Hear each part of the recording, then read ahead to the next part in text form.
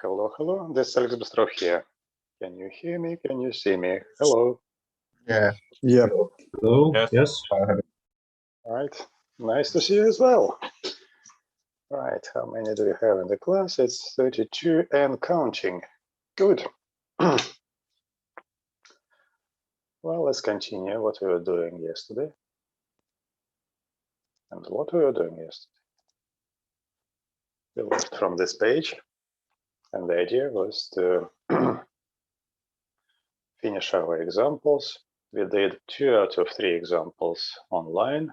I asked you to complete the final one and also review the previous, of course. Have you done the final example from here?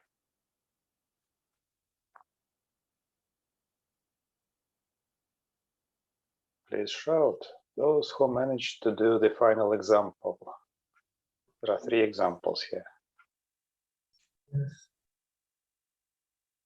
Okay, I can hear a shy voice saying yes very quietly. Very good. Yes. Yes. Excellent, excellent, excellent. Does anyone want to explain how it worked for you? I'll let you do it. You'll become a co-host, and it's easy to do. Would you like?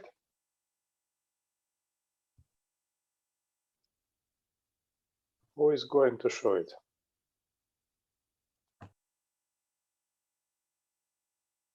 Please shout.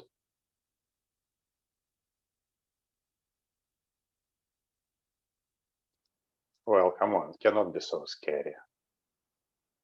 Or you just don't have it in the computer. I have it on my notebook. All right. Okay, so you have it, but you cannot show. Am I right? That's true. All right. Okay, never mind. In which case, it's good that you've done it, and let's move on. So the next is the reachability graphs. All right, there is a lecture. Please feel free to go through the lecture. And the last time I just opened this picture, and somehow it opened all 3 of them. I don't know why.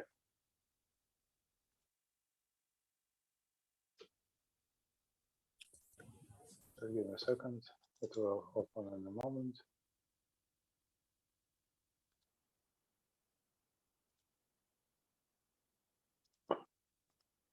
Clicking my way through.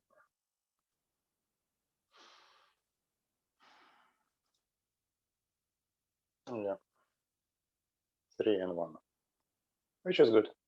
It simplifies things. That's the picture. I probably don't need it occupying the whole width of the screen, but still. So it is easy to talk our way through of what a reachability graph is and how to construct them through a series of examples, right? So I started with this yesterday, and there is this picture, and there is also this picture, right? I asked you yesterday to review it, and such a strange question. Do you have anyone who managed to understand this drawing?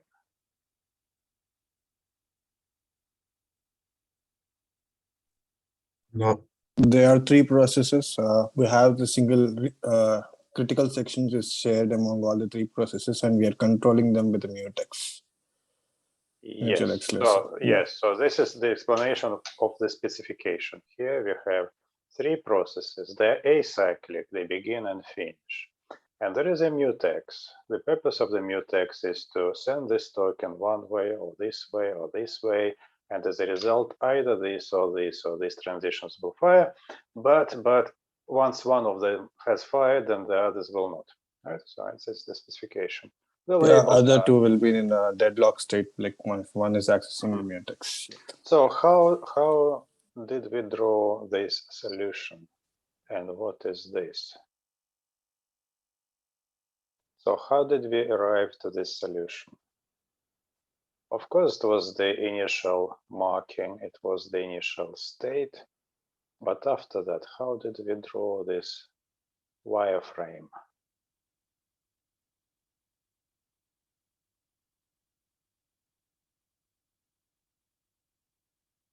Right. Okay. So you looked at this and you understood the specification, which is good.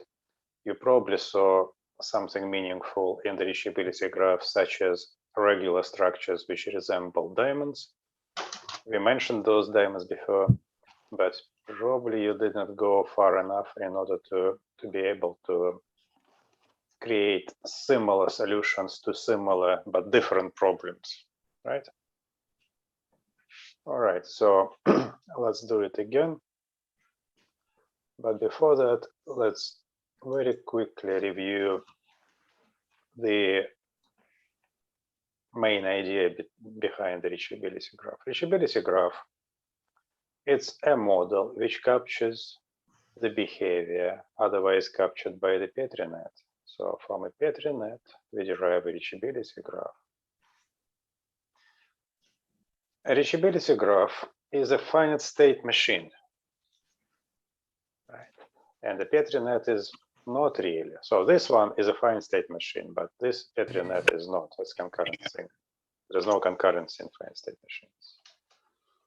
So the question is, why do we need the reachability graph for, and how it is derived? Well, first of all, for a Petri net, which is a finite state machine, the reachability graph is very similar to the Petri net. You see the drawings are isomorphic. It just those transition nodes, they just disappear and they become arcs. It's easy to do because when a Petri net captures a fully sequential behavior without concurrency, it's guaranteed that on each connection between the places, there is just one transition. And that the transition has just only one input and only one output. So you draw it or not draw it, it's still the same shape, right? You know, if you have concurrency, it's different. You can have several outputs from a transition, or several inputs if it is a join operation with concurrency. But here there is no concurrence, so it's easy to see. From this picture, we see that each marking in the Petri net you see labeled as M0, M1, M2, M3 is represented in the reachability graph as a state 0, state 1, state 2, state 3. Right? State number 0 has to be somehow labeled. In this case, you see it says state 0. In this case, I just highlighted this like this, state 0. Now, this case, the second case, is more complex than the first one because here we have concurrency. So the original model includes two simple models, two places and a transition between them, then two places and transition between them. Right? So they're completely disconnected. You see, there is nothing in between. So the left and the right model, they're independent, and I drew it in such a way so I could realize that when A fires, there is no way it can influence B. And when B fires, it cannot influence A because there is vacuum in between, there is nothing. Right? Okay, reachability graph.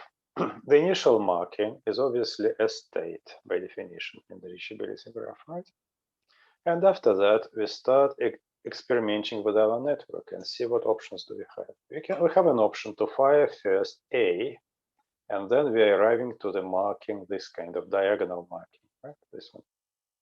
This is M1 marking. So M1 marking will be a state here. state 1. So from state 0, we can go to state 1 by firing a transition A. This one, right? So this one, the marking of 1. After that, we can only fire B. And there is no way not to fire it because eventually it is enabled and cannot be disabled because the token has no other path to go away from this place. So after that, B fires. So B fires, and we're arriving to the state, to the marking like this. Right, this oval. It's labeled as M3, and it corresponds to the state S3. So we have this edge. The next will be to consider that option. At the beginning, we could have fired B first. If B fires first, then we arrive to this marking, marking. It's labeled as M2. M2 by firing B. S2 state by firing B. And after that, we can only fire A because B already is fired and A is enabled, and there is no way this token can escape from here anyway. So it has to fire eventually. So A. After completing the sequence B and A, we will be arriving to the state S3, which is the final marking here, you see? So how do I determine that we are arriving here to the same thing as by firing this? Because after firing A and B, we are in the same marking as after firing B and A. In fact, the order A, B, B, A doesn't matter because A and B are concurrent. So we are arriving to this kind of diamond. In this diamond shape, we have this edge and this edge, which are parallel to each other, right? And they're labeled with the same letter, A. And this edge and this, they're parallel to each other. They're matching, and they're labeled with B. Why? Because B was enabled in the first place, so it could have fired first, but if A has fired, then B still can fire. So if B is enabled here, it must be enabled here. If it becomes disabled here, it means that after firing A, something has happened which disabled B. But these two parts are completely independent. So A, after its firing, cannot disable B. So concurrency produces diamonds like that. Are we okay with this? This is a more complex case, case 3, and the idea was to ask a question: what if our concurrent threads become longer? What will happen to this original diamond? And apparently the diamond becomes larger, but still of the same dimensionality. So how many dimensions do we have here? 2, because we have 2 concurrent threads. So here, how many concurrent threads? 2. How many dimensions have here? Still 2, but each edge becomes longer. Why is it becoming longer? Because after A, we can fire C. After A, we can fire C, right? B is enabled in the first place, right? So B could be fired here. A does not touch B, does not disable, so it can fire here, and B can fire here as well. Why? Because this part is completely independent from this part. They are not connected enchanted. By firing A and C, we are not touching or not modifying the behavior of B. Nothing goes between. They're independent. Independent means they're concurrent to each other. And then just continue this reasoning, and we're arriving to the symmetrical structure. Each edge of this diamond is 2, size 2, because we have 1, 2 steps, 1, 2 steps. If this thread were two transitions long, and this one was, for example, 4 transitions long, it would be an asymmetrical flat figure. It would be AC, and here it would be BD and 2 additional transitions, whatever is added here, right? So it will be a rectangle like this, diamond like this. All right, does that make sense? So the purpose of this drawing was to show what will happen to our diamond if we increase the length of the threads. Right. Now, what if we increase the number of parallel threads? That's the picture. So I'm using the simplest possible case because I'm lazy. I don't want to draw such large models. I would like to investigate everything with small models like this. So what I do here, I draw first a one-dimensional case, just one thread. Now I have two threads, not three, four threads, right? If you have just one thread, there is no concurrency here, no concurrency whatsoever. And you remember, if there is no concurrency, then the reachability graph is the same in shape as the Petri net. Petri net reachability graph, it is just one-to-one mapping, and it is an isomorphism. Well, the word isomorphic or isomorphism which I'm using, does it make sense to you? Have you heard this word? Or should I say that they're shaped identically?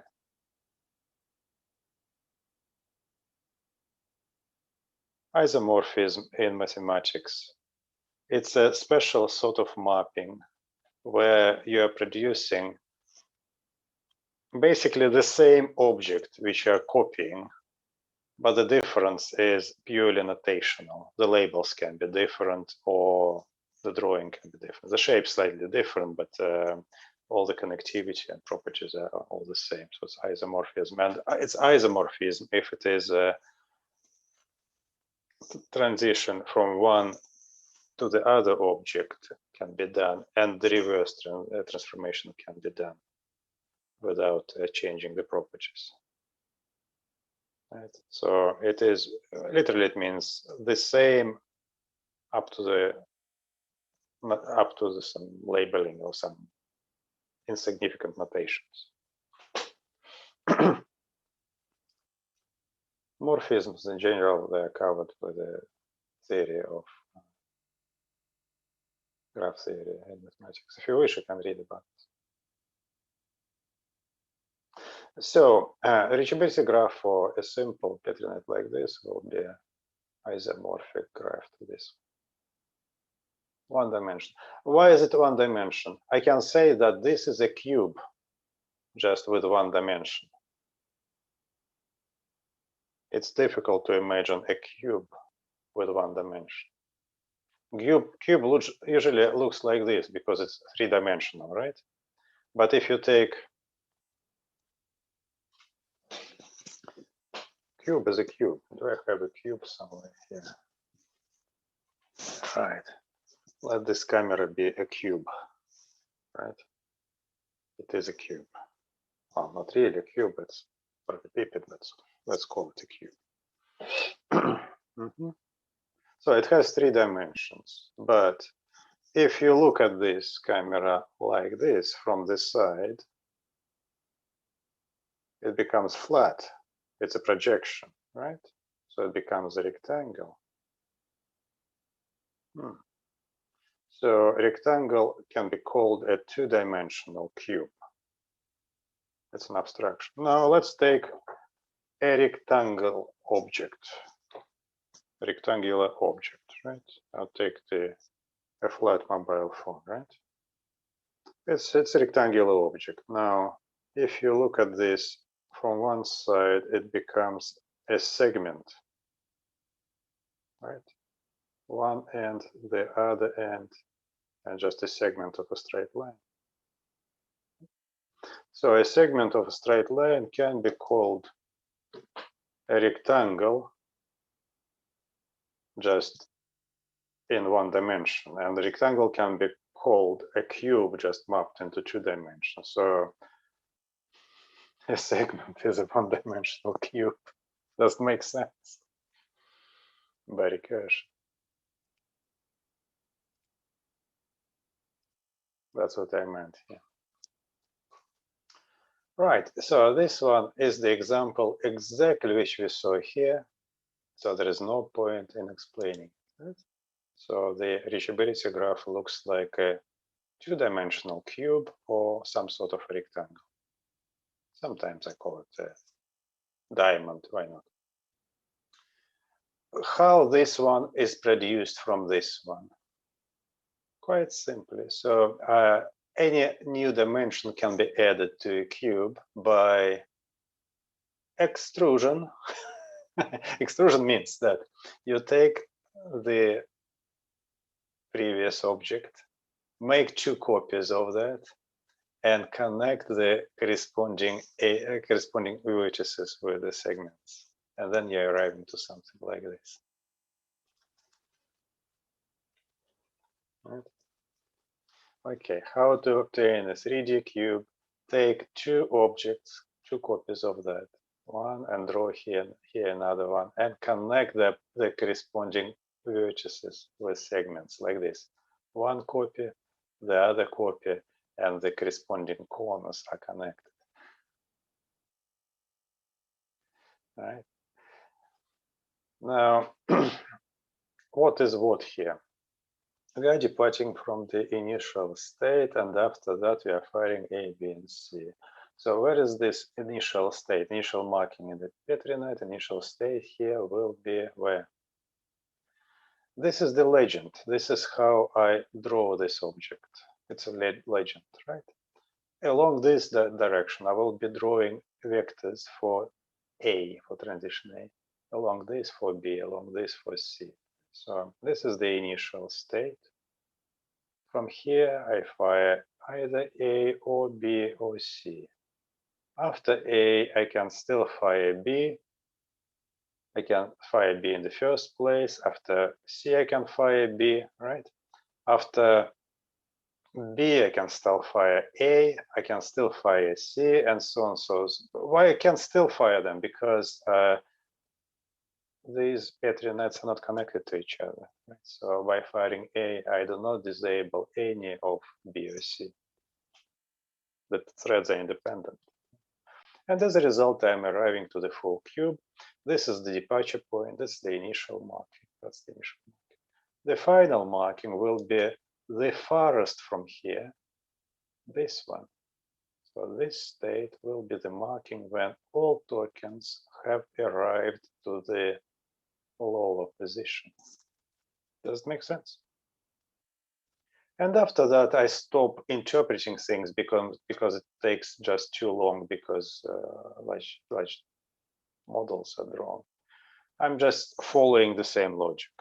In order to create a model, a reachability graph for 4 dimensions, what I do, I take a 3-dimensional, like this, model, the same ABC, like here, ABC, and adding a new dimension, which is D.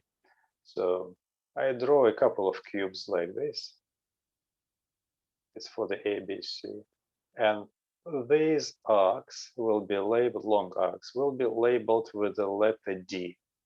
The labels are not drawn here. Why? Because I have this legend here. So everything which is drawn left to right, all these vectors are B.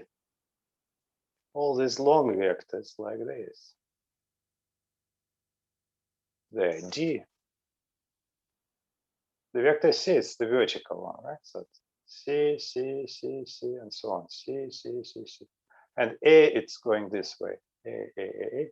So this is the initial marking. This is the initial marking. This initial marking corresponds to the state. Right? The initial state. After that, we go A, B, C, D.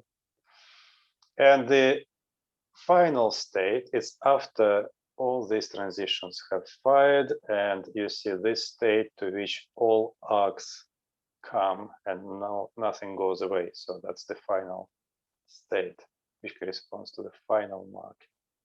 Does it make sense? Now, if you want to draw 5D, 6D, 10D, ND cubes, please feel free to do that. The mechanism of drawing is still the same. Take the previous drawing, draw 2 copies, and corresponding vertices are connected with stretches of straight line, with segments. So it just becomes quite boring to to enumerate all those cases, and furthermore, the drawing becomes quite messy with a lot of lines in there. But it's possible. It's possible. Now, what is interesting here? The size of the Petri net from here to here, from here to here, increases just slightly. What does it mean? It was 1 becomes 2, was 2 becomes 3, was 3 becomes 4. So every time it increases by 1. So this is an example of a linear increase in complexity of the model. Right? The Petri net increases linearly here. But what about the reachability graph? How does it increase? First it had 1, 2 nodes. Now it has 4. Now it has 8. Now it has 16. 2, 4, 8, 6. It's an exponential growth, right? Exponential. And will continue further in the case of 5D and DNG and so on. So the reachability size, the reachability graph size is exponent of n, where n is the number of dimensions of our model, or the number of concurrent threads. This is the notation for complexity. O, and in brackets goes the expression. X for exponent, hash for the number, and n is the number of dimensions.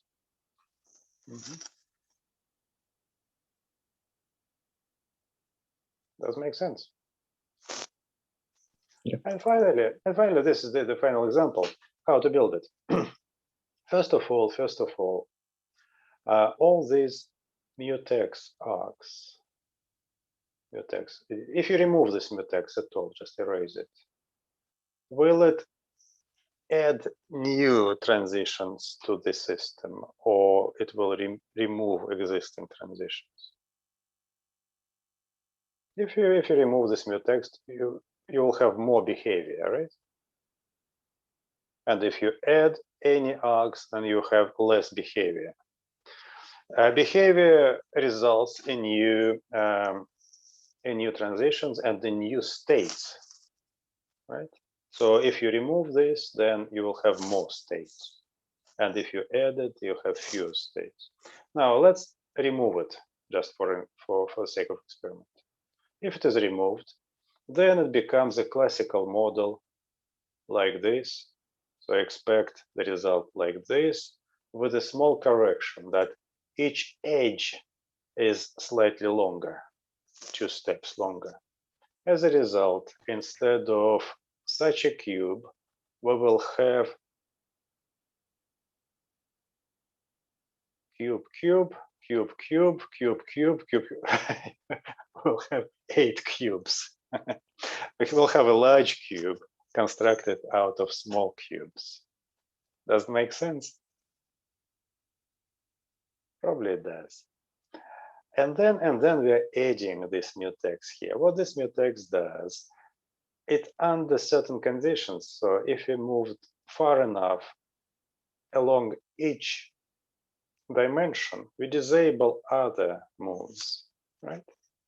So basically it means that in this large cube, we will have to remove certain parts. Up to this moment in the middle, up to this moment, nothing is removed. Therefore, from the initial state, we are going to this state. How? By creating a complete cube in the middle. That's the one. You see it? Complete cube. We are departing from here. That's the state in the middle. That's the state, which corresponds to the marking talking here, talking here, talking there. However, if along each or any direction, for example, what is A,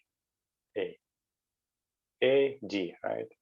If we did A and after that tried to do D, A does not disable anything, but if you fire D, it disables E and F, right? So we do A and we do D.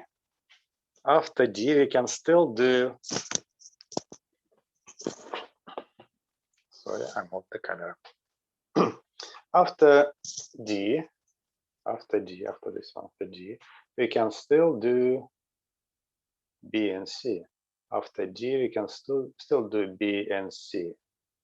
So this facet will stay. But after D, we cannot do this step upwards because this will be E, right? So basically here we have this structure, as I said, of 8 cubes, but then I take an eraser and start removing the states which are unreachable there, and I will arrive to this configuration. And the configuration is quite symmetrical. Why is it symmetrical? Because this specification is symmetrical. And we'll have how many? It will have 3 final states, and the final states are drawn here. For example, this token may eventually arrive here, and we will have the final state, which looks like this.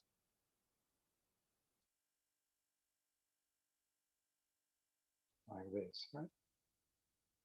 Which is where? Which is here.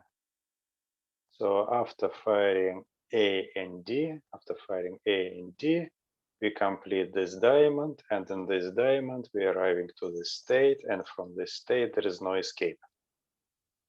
It corresponds to the marking like this, and from this marking the system will freeze and not go anywhere. If C fires, if E fires after B, like this, then we can still do A and C, right? This facet, but we cannot do D or cannot do F. Therefore, there will be nothing here. There will be nothing here. And the final state will be like this. It's the final marking, right? Like this. Sorry. If you fired E, it will be like this. It will be like this. Sorry. And where is it? Here. And finally, if this thread is fast enough and fires F, then we can still have B and A. So this facet appears just normal, but we cannot extend it this way or upwards because by firing F, we have disabled E and D. So this is this shape of this model, and it shows an interesting thing that it is basically an arbiter. So it's the thing which makes a decision and arrives to 1 out of 3 final states, depending upon which thread was faster to execute its second transition. So what we've learned from here that any system which is acyclic has the initial, any system has the initial marking and the initial state. System may or may not have the final state. So if it is a cycle, then there will be no final state, but it is a system with deadlocks. So there will be at least one final state. And in this case, there are 3 different final states because everything depends on the resolution of this arbitration. So these are the final states. We also see that the final solution of this problem is a subset of a complete 2 by 2 by 2 cube. So certain things are removed from that. And it's removed because we have added the mutex with additional constraints on firing of the transitions. So it's like taking a piece of marble and removing the unnecessary parts and then become a statue. Who said that?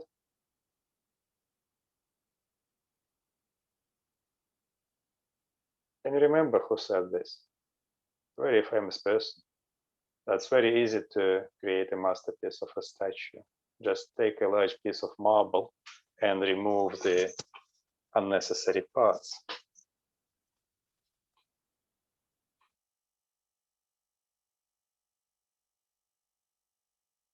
Right, I see. You don't want to be entertained. It was Michelangelo.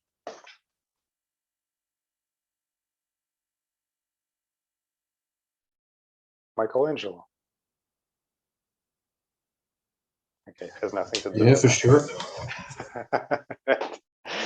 Right, so it's the old famous antique. Professor? Yeah. Hello? Hello, Rui. Can we use matrix to describe the RG? Like victory 1, 0, 0, 1, and add these two matrix as 1, 1, 1, 1.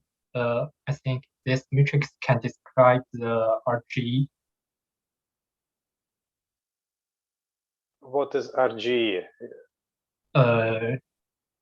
Reachability graph. Okay, RG, yes. Well, yes, to this graph you can add zeros and ones if you wish. Or you can add 2 and 3 if you wish. Or you can add cat and dog and different words if you wish. So you can add labels, right? Yeah, and you can give meaning to the labels. So for example, you can draw the Petri net and say that if a transition fires, then you are switching a signal from 0 to 1, and the signal is A. So a transition can have a label A+, so it's switching from 0 to 1, right? And then in the Petri net, you will be going between all sorts of transitions. The Petri net will be depicting a protocol on wires with zeros and ones, right? And the Petri net will be moving from one marking to the other. And each marking will correspond to a particular combination of zeros and ones on your bus in the protocol. Yeah. So it is possible to create labels which have meaning. And these labels may reflect logical signals. And then you will be capturing a protocol on wires. And if the wires are binary with zeros and ones, then it will be a reachability.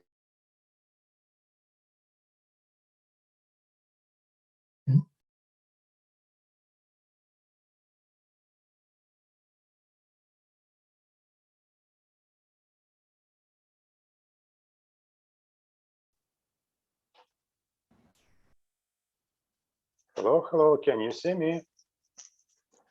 Okay, it's moving again. Yeah. Did my voice interrupt at some point? Yeah, just before your voice didn't interrupt, and now it's okay.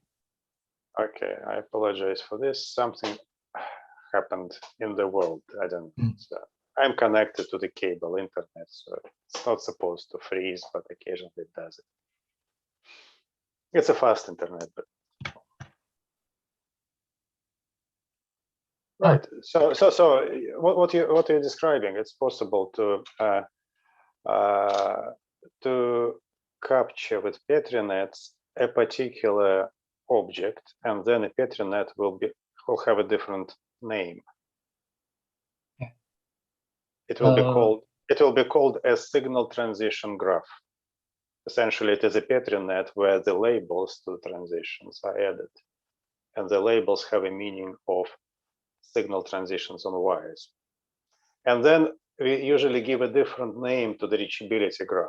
It's derived as a normal reachability graph. We can use the same tools for that.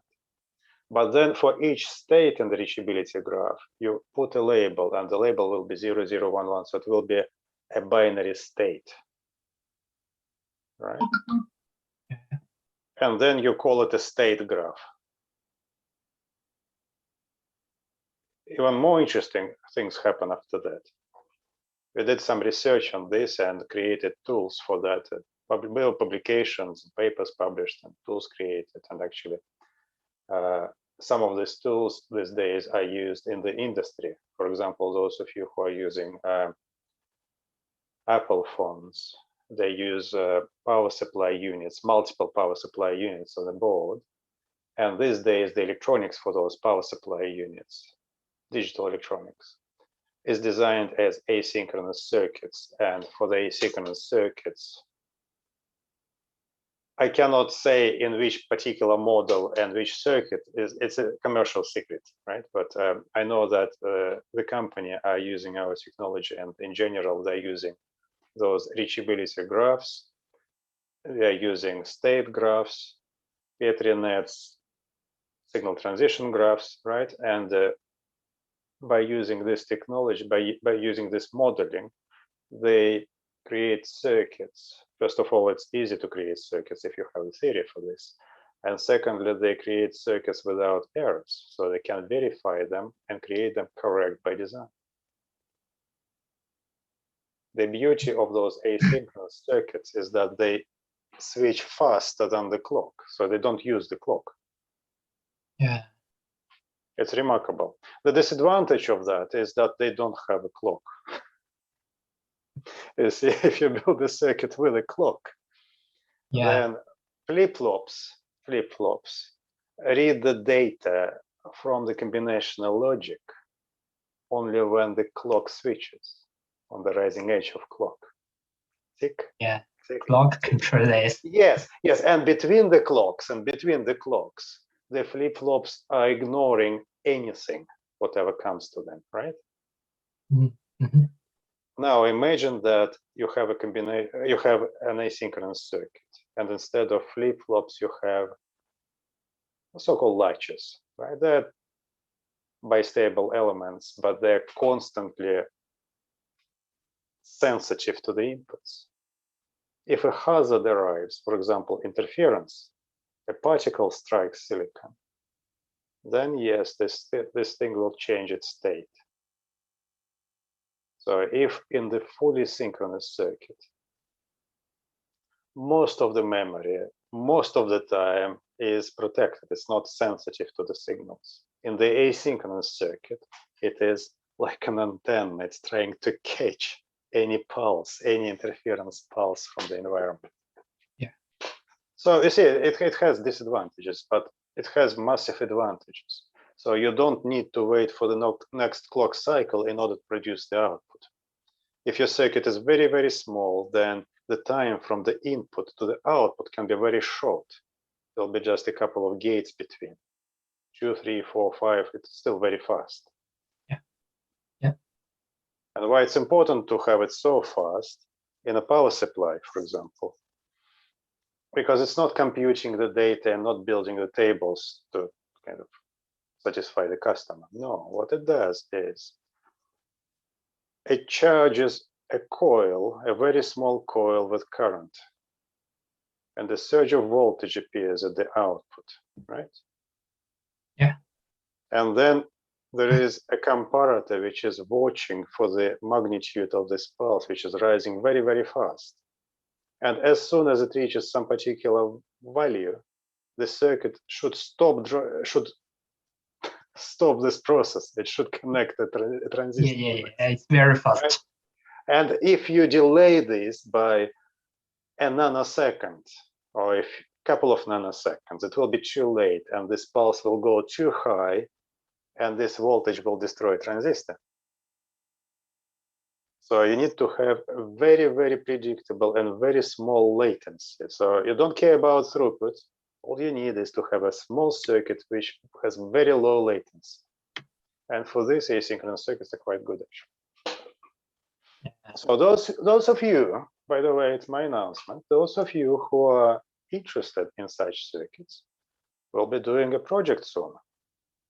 Just put it in your project selection form that you are interested in asynchronous circuits, perhaps for building power supply units or anything else, and we can find you an interesting project.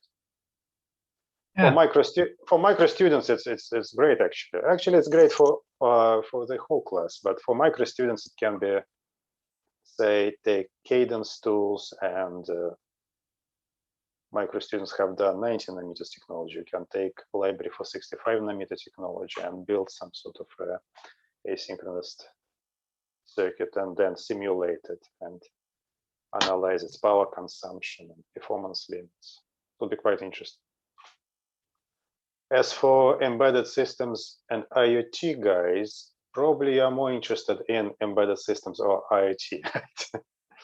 But still, it is possible to look at signaling on interfaces and look at embedded processes and so on. And then it's possible to model certain things with asynchronous models. And of course, it's also possible to learn something new and start doing microelectronics instead of whatever you're paying for. So, but I prefer to stick with the initial plan for everyone. So if you are doing embedded systems, it's probably better to do the project on embedded design or IoT. Okay, thank you very much for this conversation. Yeah. Now, to summarize this conversation with Rui, a remarkable kind of application for this theory exists not just in programming. We are going to talk about programming mostly in this course, right? But in this module, but in your kind of other parts of the course, in project, for example, it is perfectly possible to go into microelectronics relay implementation of those Petri nets and reachability graphs. It's something new. It's different from synchronous design.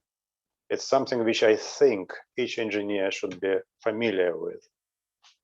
It's not a very popular design. Most of the designs are synchronous. But these days, more and more designs become halfway asynchronous because it's difficult to have the same clock over the large chip. So you have synchronous, synchronous, synchronous, and between you have plenty of asynchronous interfaces. Would be interesting. Right. So with reachability graphs, please do more examples. I think I have some examples for revision somewhere underneath, worked examples for revision at the bottom of the list. And meanwhile, we need to start looking at the software implementations of our models, discrete event models. It's better to talk not blind. Let me switch to the sharing the screen. Finite state machine implementation. There are several models for this, and the models are quite simple, so I'm not going to repeat my talk. It's pre-recorded, so please look at this. And the idea is that there are 1, 2, and 3 implementation styles which I discussed here. One can come up with many more styles. However, these are fundamentally kind of original. Right? So everything in these slides is applied to a very simple machine like this one. And this is switch case implementation. Please understand how it works. Just go through the code and go through my my talk. This is go to label implementation, the same thing. And this is finite state table implementation, which is a remarkable one because the finite state machine here is encoded as data. And this is the algorithm which actually goes through this table and implements the machine. And the last one, this FST implementation, is remarkably interesting and good because every time you design something, you need to verify it before you're selling, right? Your product has to be verified. Usually it's the third party who verifies it, and it's quite expensive. You need to hire a consultant for this, basically. And in this case, the consultant will verify your program just once, and he or she will say, okay, this algorithm is correct, and as long as you put correct data here, it will work, right? And after that, if you need to upgrade your system, you just change the data over here, and you don't need to change the algorithm. In the previous other implementations like this, the finite state machine is encoded inside the program, and the structure of the program changes if you change the machine. So every time you change something here, you need to pay for verification of your program by the third party. So this one is quite interesting, and pay attention to that. Right? I'm not going to spend time on this because it is quite simple. Let's assume that you'll manage this on your own. Instead of that, let's talk about concurrent programming. This topic goes in two steps. The first one, we are looking at concurrent processes, and then we start looking at the concurrent threads. Processes first. With processes, everything is quite simple because we are not using them in our experimentation. Just, well, we are using it, but sort of not programming anything sophisticated. With threads, it becomes more complex because we are just looking through a great number of examples, and they are frequently used in embedded design.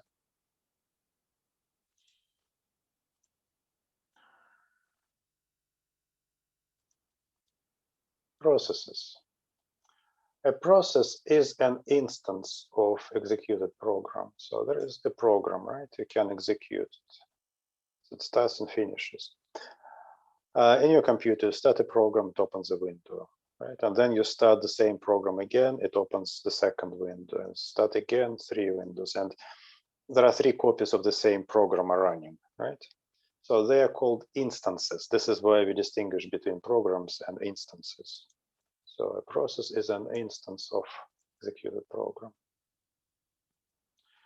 And starting with the second bullet point, I'm talking about foreground, background. It is in the application to Linux operating system. The same happens in any operating system, actually, but the syntax here is for the shell in Linux operating system, and you can try all this business if you log in into Unix Newcastle SC UK. Just start typing these commands, and it will do something which you can observe. Right? Foreground. What is foreground? What is background? In foreground, if you want to start a process, you type its name and possibly parameters. Right? Echo prints its parameters on the screen. Simple as that. Right? Or, for example, you write something like this: sleep. It's the process which starts and then finishes after some time. Once finished, semicolon means that the next writing, it's the second process to start, but it will be executed, it will be started after the previous one has finished. It's a sequence. The first, it's finished, the second, and finished, and then the third one is finished, and then the fourth one, actually, it's finished, right? So it's a sequence. So from here to here, it is just a broken line. So this one should be written here.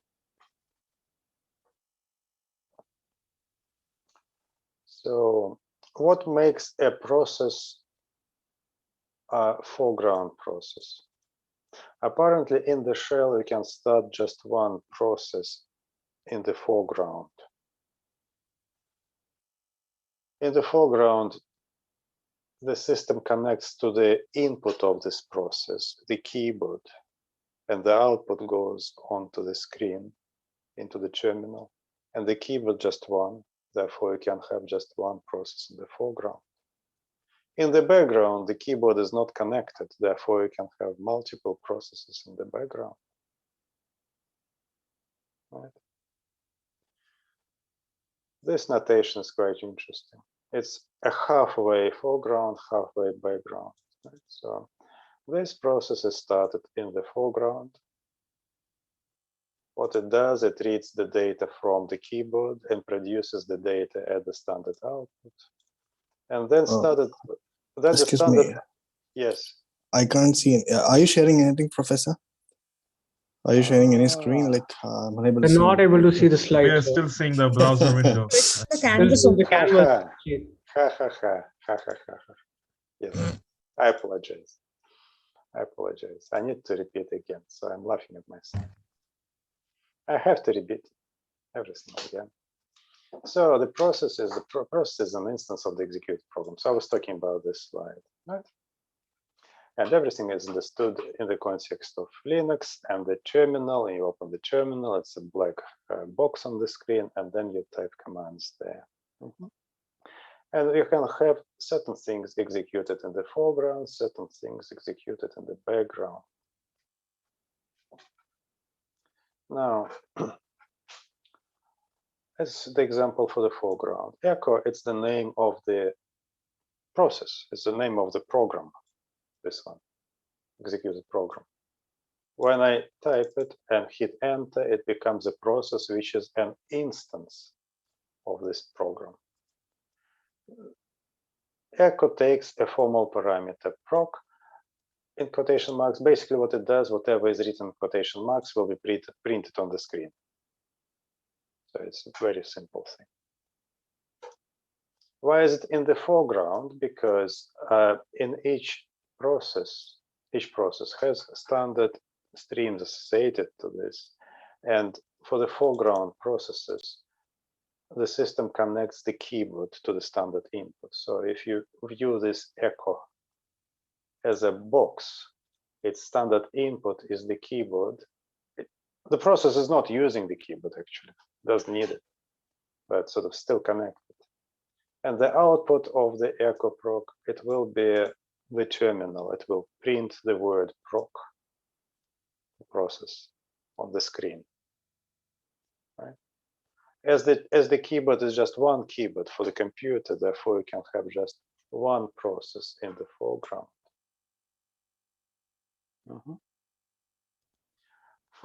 Processes in the shell can be started sequentially, like this, then this one, that's the third one, and this is the fourth one, and then you separate them with a semicolon, like that. Means that this process starts, goes for 5 seconds and finishes. After it's finished, this one starts and finishes quite quickly because it takes a microsecond probably to execute it. After that, this starts, it takes 10 seconds to complete. And after that, this one starts and finishes very quickly.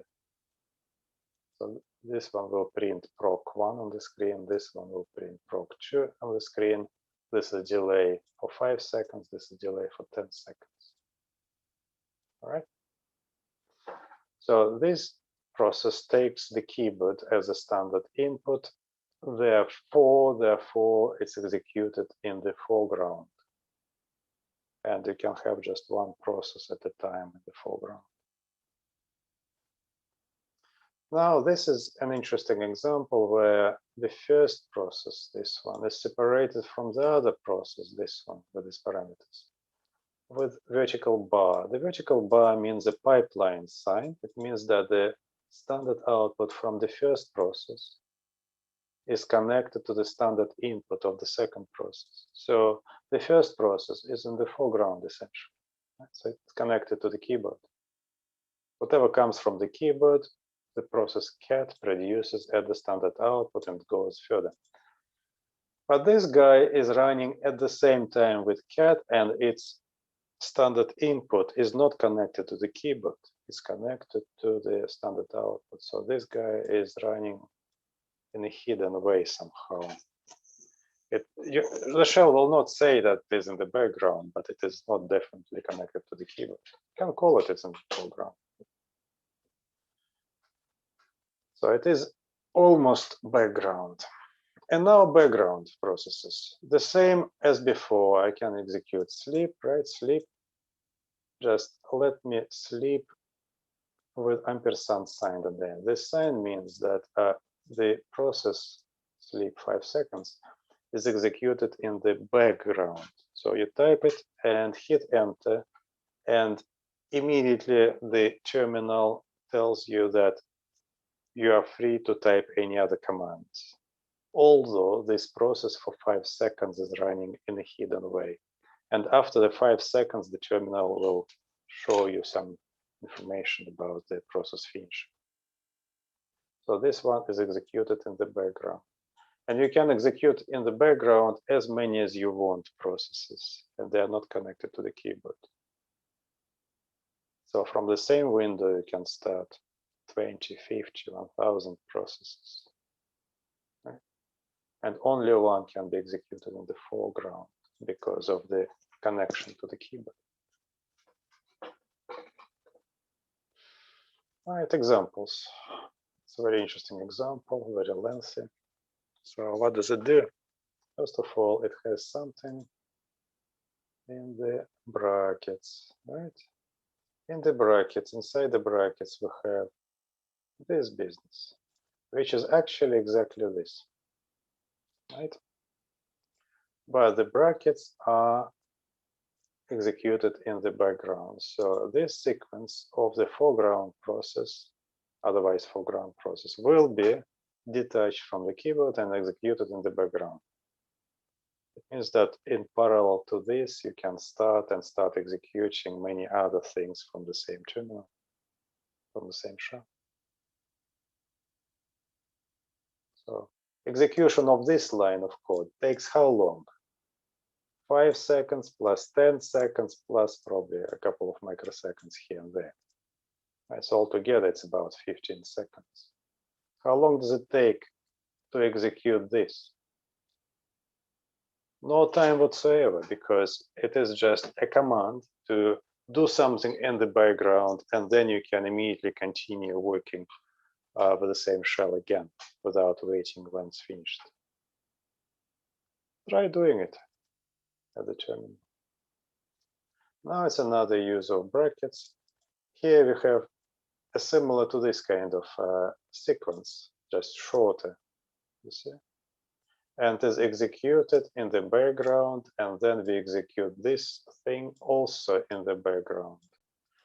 So basically, this command line executes a sequence in the background and an individual process also in the background. And it takes no time whatsoever to progress from this point to this point, because this is just a command which says, do these things in the background, and I'm prepared to accept any other commands from the keyboard. In order to understand this in detail, please open the terminal, Linux terminal, and try these commands and try to understand what I mean by the background and the foreground. And after that, you will become the greatest experts in coding for the shell. Of course, I'm joking, because there are some commands to remember and so on, but you will get the idea. I have examples like this one, fork join example. Only fork join example. I have this example, fork join example. It's written in shell script, so it doesn't need to be compiled in any way. So just write commands in the terminal. And it's a beautiful illustration of how shell can be used in order to control processes and make them somehow operate as a system. So the whole of the Unix or Linux operating system is written in such scripts. So scripts like this connect different processes. Individual processes are programs, but the operating system is a system of those programs. In order to make them cooperate, operate together, you need a script like that. So what does a script do? At first, I apologize, it's yet another language. And every time you study something in engineering, you have to learn yet another language. So this is the language of the shell script.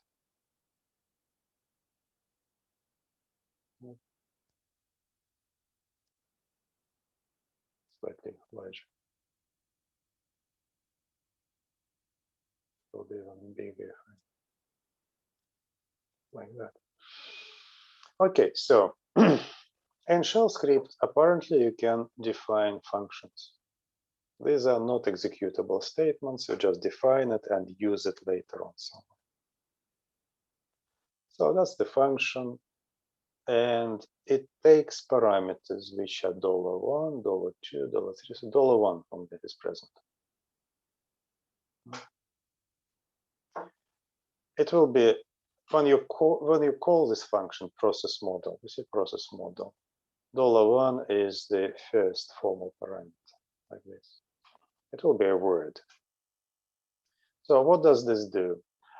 This function opens an X terminal. Terminal, it's just yet another black box where you can type commands. It's a graphical object. And this parameter minus E means execute. Please execute in this terminal the following.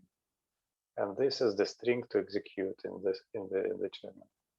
In the terminal, it executes echo $1. $1, it will be the first parameter. It will be substituted with the word process 1, process 2, process 3, process 4. After that, after this message, it says echo, right? Echo means that print on the screen, please. Right?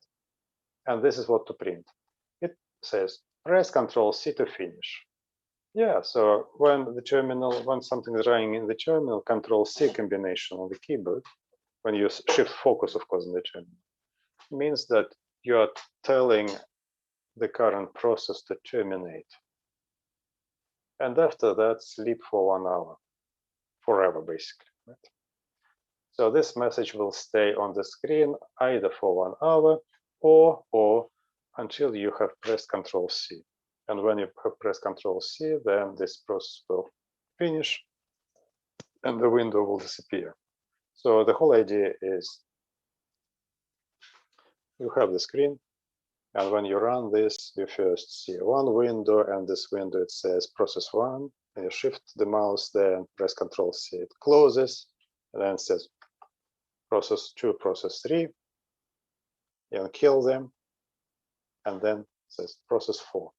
And this resembles operation. First nothing, then fork. You have two windows open, and then join. And when they join, after joining, one more window appears. So it's fork join operation. Now, how does this fork join work? The same will be implemented later with C code. So please bear with me. Now, that's the executable code. That's declaration of a function. So that's the executable code starts with here. Start the first process. Process model. So execute this, right? With this keyword on the screen. Process 1 window pops in. You close it. After that, you start 2 windows, process 2 and process 3. Right? Interestingly, after starting process 2, this operation is done, and this is the feature of shell script. In the shell, you can declare new variables by giving them a new name and say it equals to something. And the value is usually a string. This strange symbol, $! It is an identifier of the previously started process. Why it looks like that? Why does it look like that? I have no idea. There were cruel people who were developing this language. They decided that it is convenient to use $!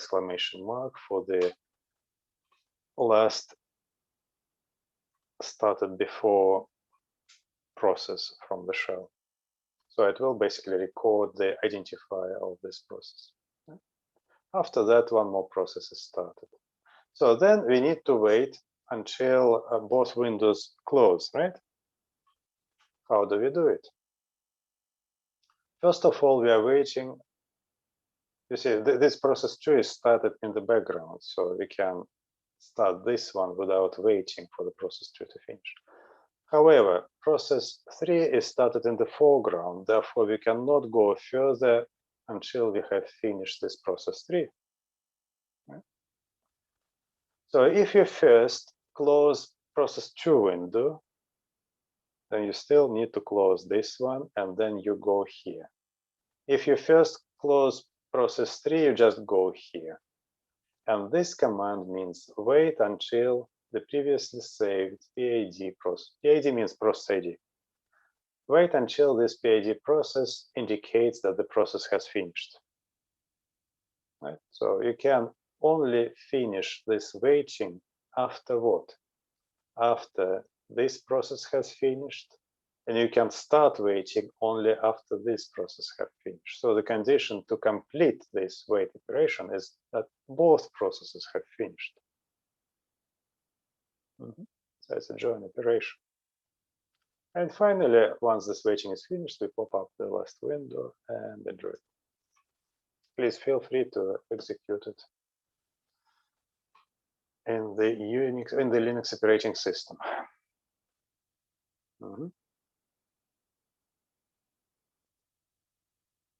In the language C, we can start processes in language C. Just it's not that easy. Why? Because for some reason, the library is designed to create a new process, which is not any arbitrary process, but it's an exact copy of the process which is already running. So fork creates a new child process, which is the exact copy of the parent. Not very useful because you already have a parent. What's the point in having two identical processes? Another command, another function. What this function does, it replaces the task of the process by overwriting it. So it replaces the body of the child with a new one. And now the child may become a different one. So the child should incorporate this exec function. Wait, it's similar to the previous example. It's a function which freezes and waits until the process whose process ID is supplied to this function is finished.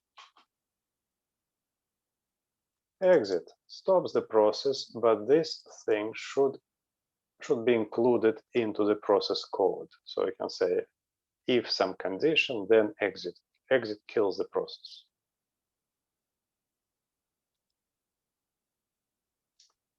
I will just set this fork plus exec, and I cannot select it properly for some reason.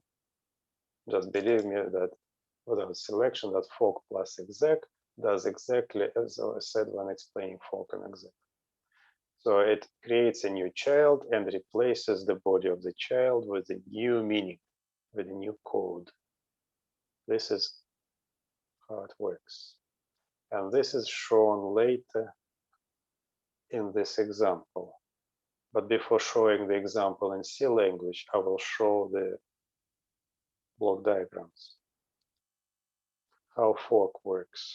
Right? So this is the parent process. It's a program, commands are there. So for example, print 1, print 2, and between them you have fork operation. What fork does, the program counter is selecting this command. What the fork function does, it creates, so it's before fork, this is after fork. So after fork, we have the same process A, we're just executing the next command, right?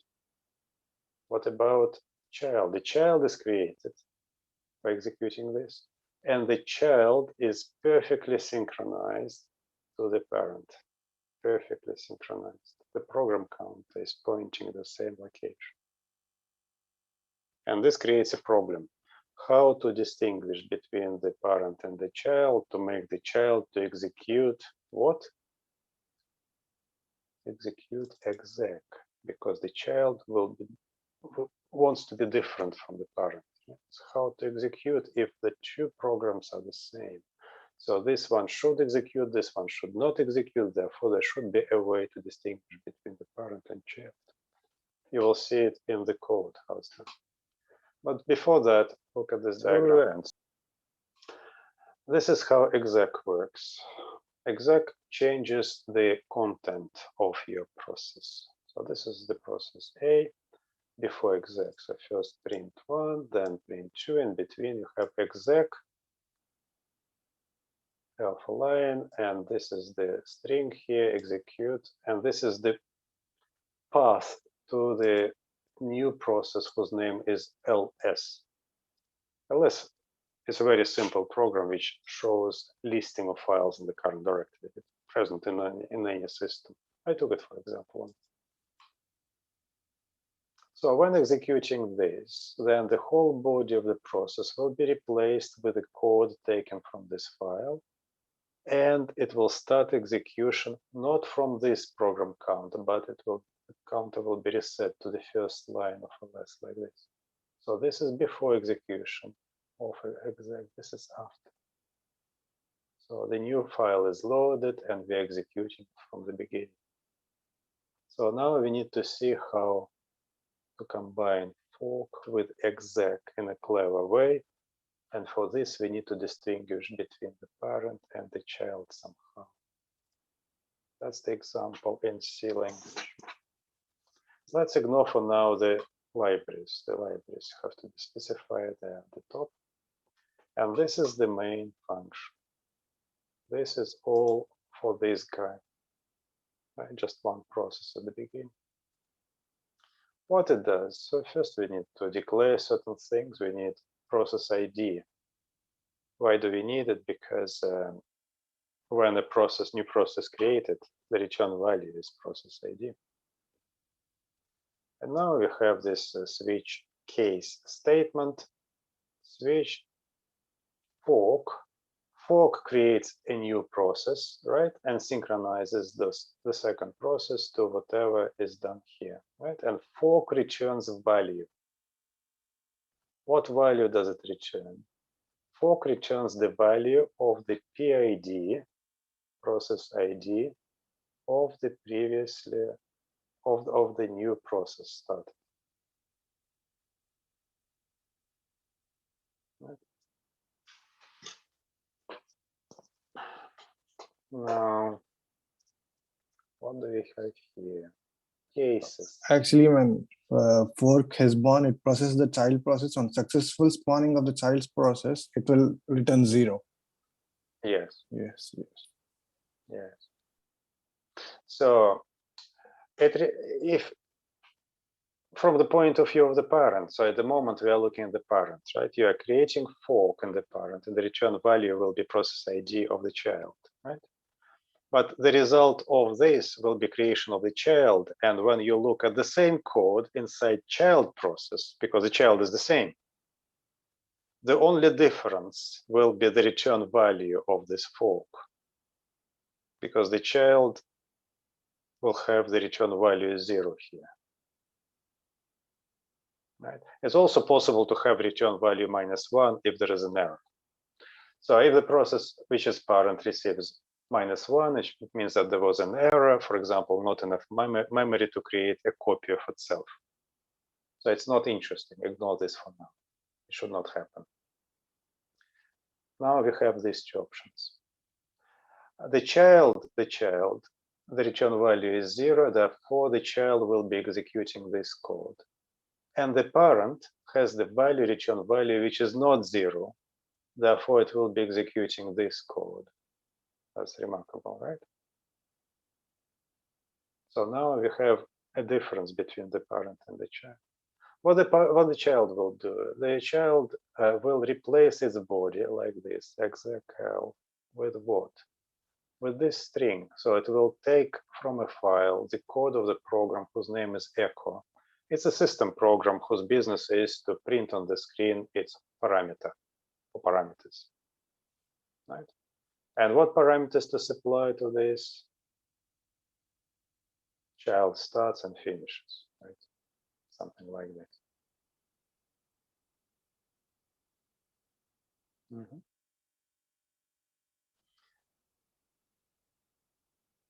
Ignore this for now. Why do we need to ignore this? Because this command should not execute at all. It's not supposed to be executed. Why? Because when the child has replaced itself, it starts execution from the beginning, and the whole code of this program just disappears. It will be the program echo instead.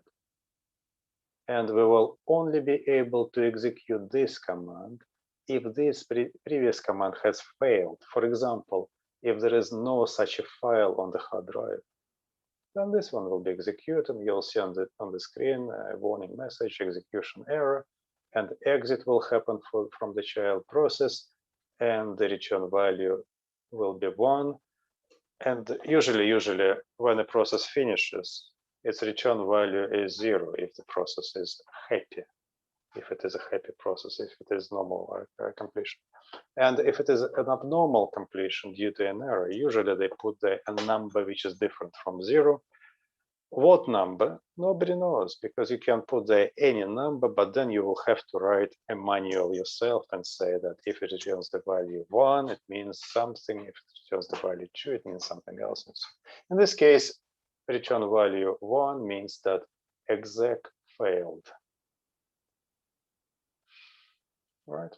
So the child will execute this command and everything else suddenly will disappear and it will start new life as an echo process. Right? Meanwhile, what process parent does? The process parent has this value returned, which is not 0. Hopefully, it's not -1. Hopefully, there are no errors. And it means that it will be executing this piece of code. So it will be waiting for something for the child to finish, and then it will print some message and exits happily. You see exit 0. Exit 0 means that it exits without an error. If it had an error, it would be this error, for example, in the return. And if the child does not finish, then the parent will not finish as well. So it will be just sitting there and waiting. So the purpose of this example was to show how this fork and join can be implemented with processes rather than threads. And the next will be a discussion of how to do this with threads. With processes, it is a heavyweight thing.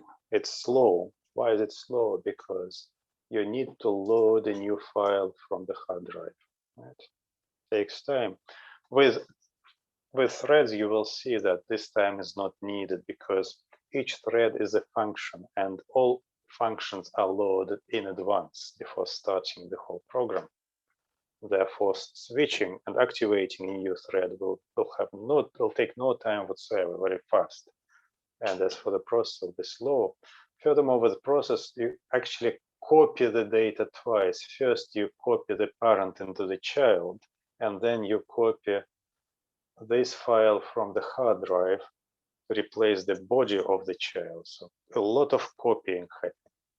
And this also occupies extra space in the memory. So processes are slow, but they make sense and they are frequently used.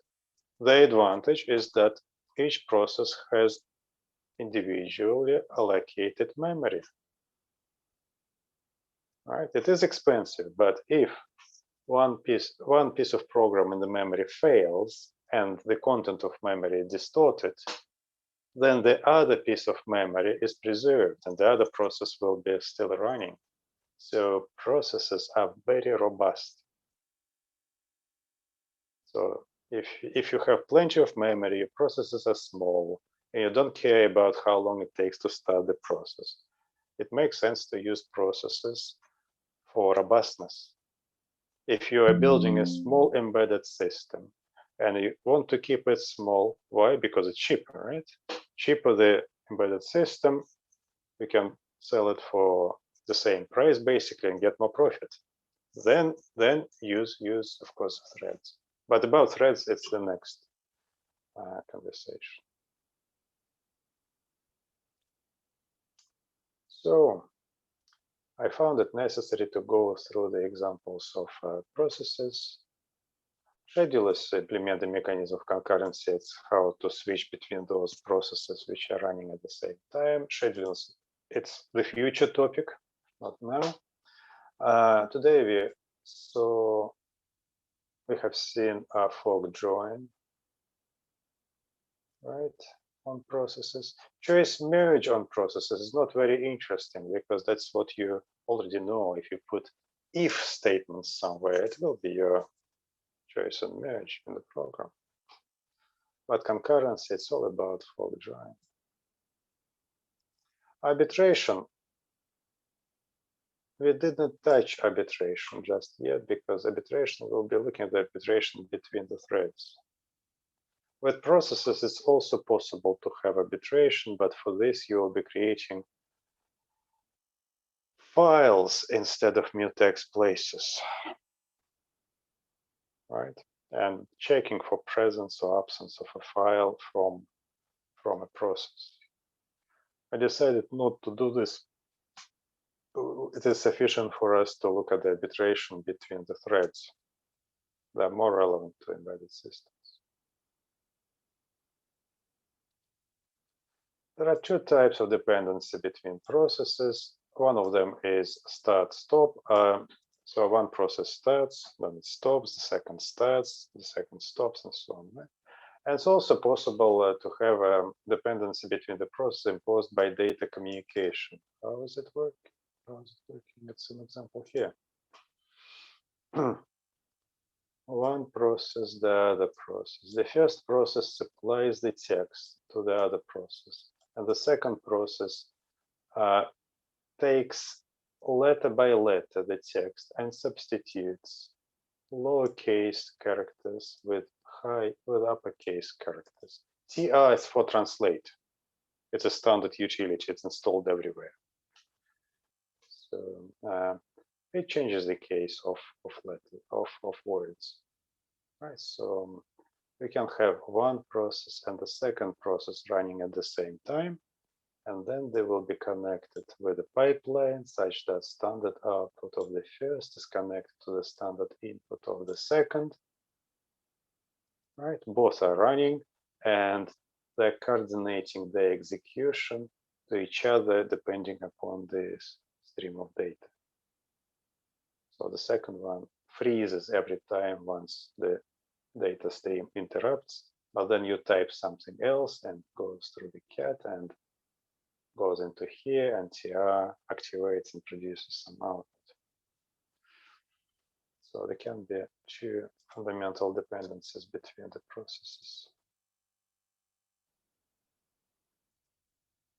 It is possible to model concurrent computations with Petri nets. We'll be looking at this in future. At the moment, we can also have a look at how to model this. And let's look at this, for example. What do you think how to model this? At the beginning, we have some sort of a state and execute one transition action, right? Then after this action, we execute two concurrent actions. And after that, we execute this. So the model for this will be something like that. I need to share the tablet. How to do that? I need to make myself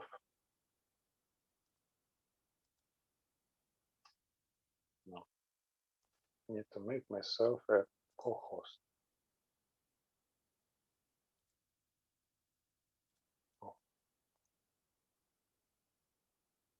Made. And now I can create a whiteboard.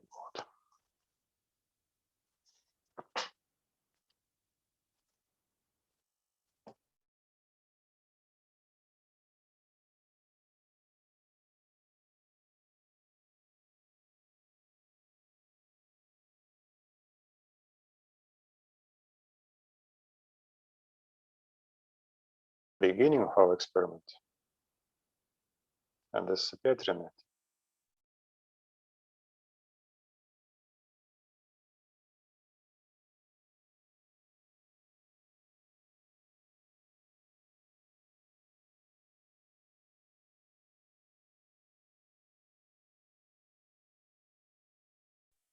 After that, we are going one way and the other way and have place,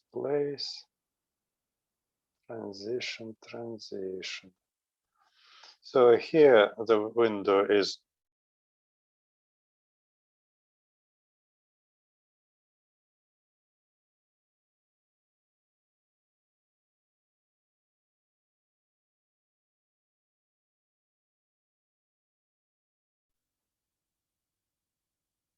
will be able to write the labels. Then closed, closed. So here it's closed, closed. Both windows are closed. And after that, I can open one more window. And when we're finished, right? So it will be something like this. It will be process one. Process one. Here it will be process two.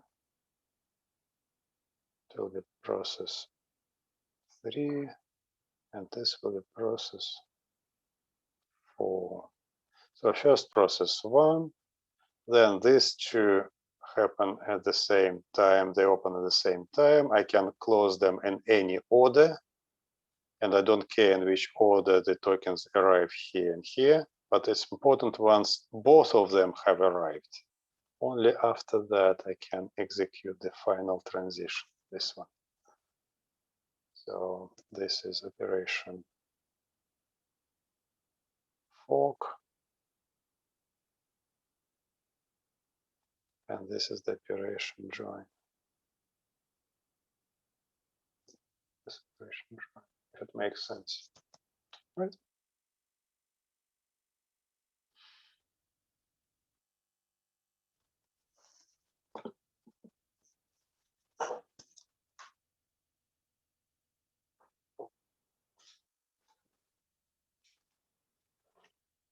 If you wish, again, just to entertain you, it's probably too late to go into the next set of slides. I can actually run this code for you. Can I? Can I copy it from here? No, I can't. So I need to find where I have this code in my system. Just give me a second. Somewhere in the teaching folder. Teaching modules.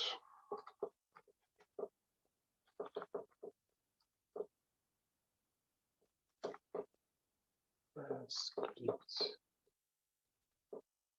Scripts, here we are. Should have extension sh. Fork join starts with.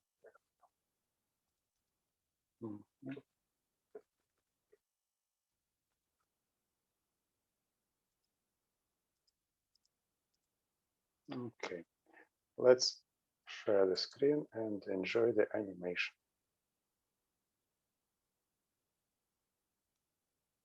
I need to share the entire screen for this. I need to share the entire screen. I understand that this writing is in a very small characters here. What I'm going to do is just to start the script. This one. You have seen it. It's discussed already, right? So it is placed in one of my files. What I'm typing here is source fork join .sh. It's the name of the file which contains this script. What source command does, it executes the content of the file as if I was typing it line by line. So hitting enter, that's what we see. It says process 1, press Ctrl C to finish, or probably wait for an hour. I don't want to wait for an hour, so just press Ctrl C. Kill the window. Now I see two other windows. This one says process 2, press Ctrl C to finish. This one says process 3, press Ctrl C to finish. I can close them in any order I want. For example, first process 3, then process 2. And immediately I have one more window, says process 4, press Ctrl C to finish. Ctrl C, and now you see finished the script. So what you just observed, it was operations fork and join. In order to make sure that this is concurrency, I can run the same experimentation again. And instead of closing first number 3 and then 2, let me close the window first 2 and then 3 to make sure that it's the same result. Yes, process 4 after that. So it's absolutely the same result, which means that the windows process 2 and process 3, they can terminate in one order or the other order, and then don't care in which one. So it's the concurrency. Concurrency is when the order doesn't matter. So what matters for us that both windows are closed by the time the fourth window is open. So this is the join operation. We are waiting for both things to finish. So it was the illustration of how this thing worked. If you wish, I can also, as it is, the window here is open anyway, so I can show you the operation of this code where from C language program, I create child process. So as I understand it is ls something. Where is it? Where is it? Where is it? Where is it? Run ls. Here we are. It's already compiled for us. Run ls 3. Why is it 3? I can't remember.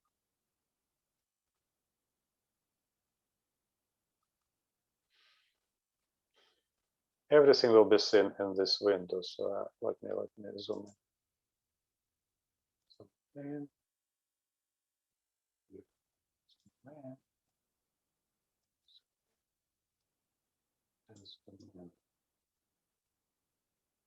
And I am not sharing the screen, right? So I need to share the screen.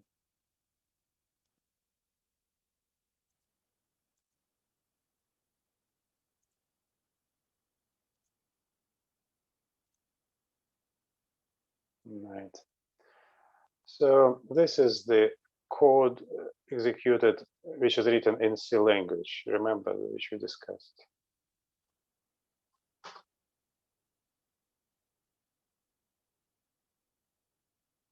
So what do you see here?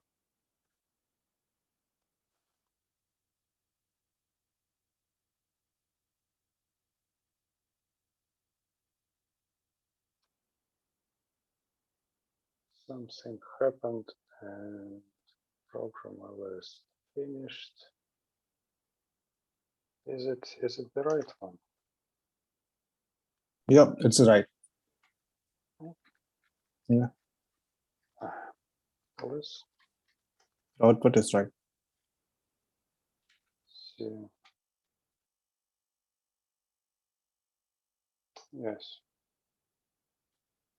So instead of echo, I'm replacing the child with ls, and the ls shows the long listing of the current directory. Right. So what you will see is, first of all, the parent starts. Parent does not say anything. It is just waiting until the child is born. The child produces the listing. And once the child is finished, the parent says program ls finished. So the listing comes from the child and this message comes from the parent. So what we had here, this is the listing from here and down. It comes from the child and then child finished somewhere here. And now the parent says program ls finished. So you had this example where parent and child, well, first of all, child was produced, then they run together. The parent was waiting for the child to finish, then child finished, and then the parent printed something and finished itself. So it is a quick example, and I don't think that we need this much in terms of any of our coursework. It is more interesting to look at the threads for us. But I think that it's important to have this example for completeness. Now we know how to create and coordinate processes from C programs and from the shell script. And shell script are just commands which I just keep typing on in the terminal. Right. Do you have any questions?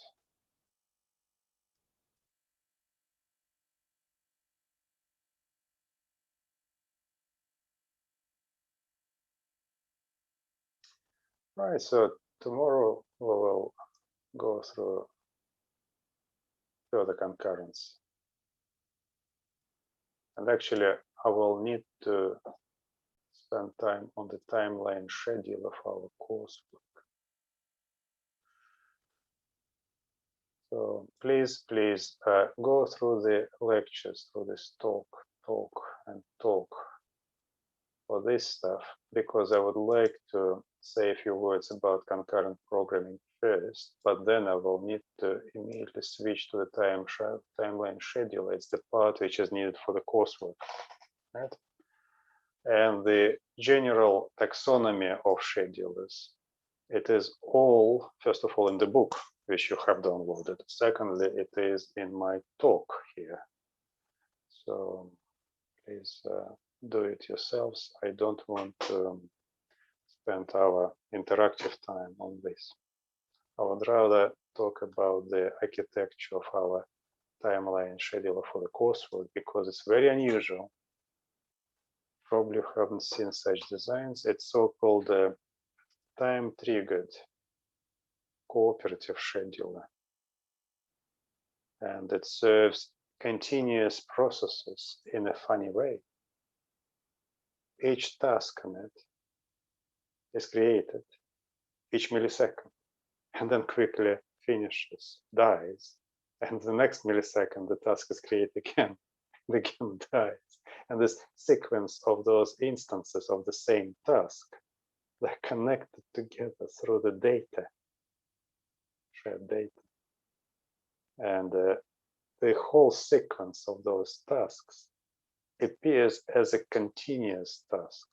This is how a time-triggered scheduler works. It's so-called short periodic task paradigm. And then we will be talking about how to implement interesting computational blocks such as integrators, differentiators, PWM controllers for this. So it's all in this lecture. So in order to start doing this interesting engineering stuff, please go through the basics, which is the taxonomy and all sorts of notations in the recording. The theorems which are here, they're rather abrupt.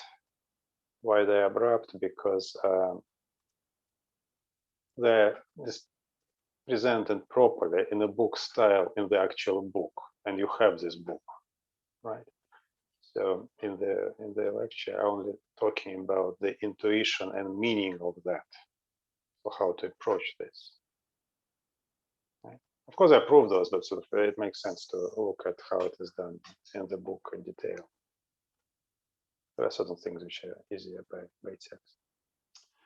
Right, so with this, I would like to finish our today's session. Please give me your questions, and after that,